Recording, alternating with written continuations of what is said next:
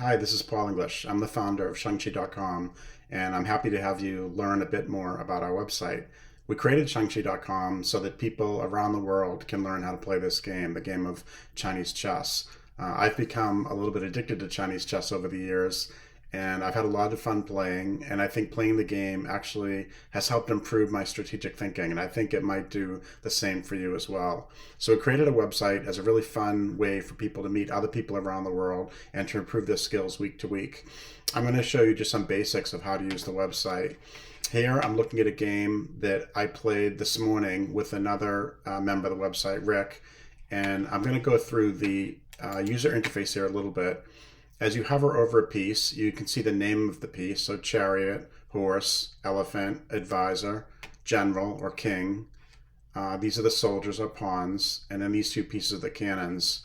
You can display these pieces using the standard Chinese notation, which I use, or if you click on the settings icon down to the bottom right of the board, you can switch them to international mode, so those become more familiar to international chess players.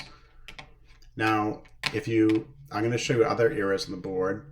If you click on a user's name, here I'll click on my name, Paul, it'll bring you to my profile page where it'll give you information about how many games I played, my statistics, who are the players I play with most often, and then you can go back and see my prior games and you can replay those.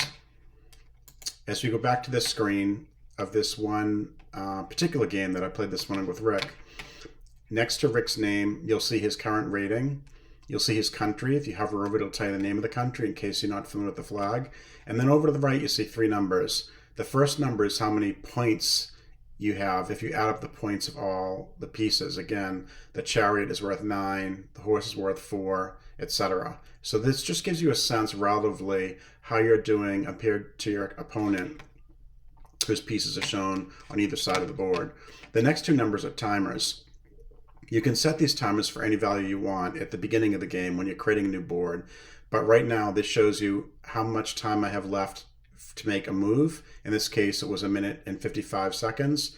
And then how much time you have left for the entire game. In this case, it was 9 minutes, 55 seconds. I probably started as a 10-minute board. A couple of things I'll show you is in the bottom left, you can scroll through a game move by move. Him on the first move where Rick moved out one of his soldiers on the 7 column. You can go piece by piece. I moved my cannon to take that pawn. He then moved his elephant out to protect the pawn. And I'm not going to go through the entire game, but this just shows you can click rewind to the first move or to the last move. And this is where this was a humiliating defeat. Rick had, I think it looks like he has 40.5 pieces. I had 17 pieces, and he really gave me a pretty brutal slaying here, so I had a pretty tough checkmate. There's a couple other controls I want to show at the bottom right of the board. When you click on the settings icon here, you can specify the language for the user interface. You can have it in Chinese or click to have it back in English.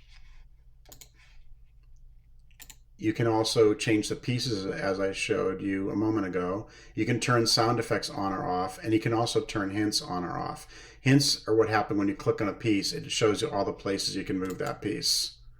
And then finally, we have a share icon. If you play a game that in particular you want to share with your friends on social media, if you click this, you can share that game on Facebook, WhatsApp, Twitter, email, or you can just copy the link and paste it into some other website. Anyway, those are the basics of how to play a game and what the controls mean at Xiangqi.com, and I hope to see you on the site. The development team meets on the site every Saturday at 9 a.m. Eastern, which is 10 p.m. China time, and so if you join us at that point, you can play with the engineers who are building the site. Thanks very much. I look forward to seeing you on Xiangqi.com soon.